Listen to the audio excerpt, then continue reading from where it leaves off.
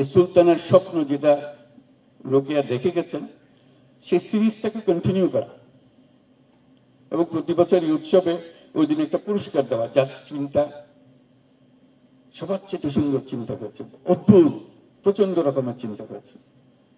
এবং সেটার নাম হতে পারে, আমি একটু নাম সাজেস্ট করছি, অন্যরা আরো নাম দিতে পারে, সুলতানের স্বপ্ন 2024, সুলতানের স্বপ্ন 2025। কারণ সুলতানা রোকেয়ার ওখানে থেমে যায়নি, এটা চলছে, চলমান চিন্তা। কাজে এই সিরিজ কার কোন চিন্তা, কোন বছরের চিন্তা সবচেয়ে আকর্ষণীয় হয়েছে, পুরস্কার পাবে সেটা তো বটেই, কিন্তু তার মধ্যে আন্তঃবৎসর পুরস্কারগুলো দেখা, কে কি করলো, কে চিন্তা করলো, যাতে করে আমরা উদ্বুদ্ধ করি সবাইকে। সারা দেশব্যাপী এটা প্রতিযোগিতা হবে।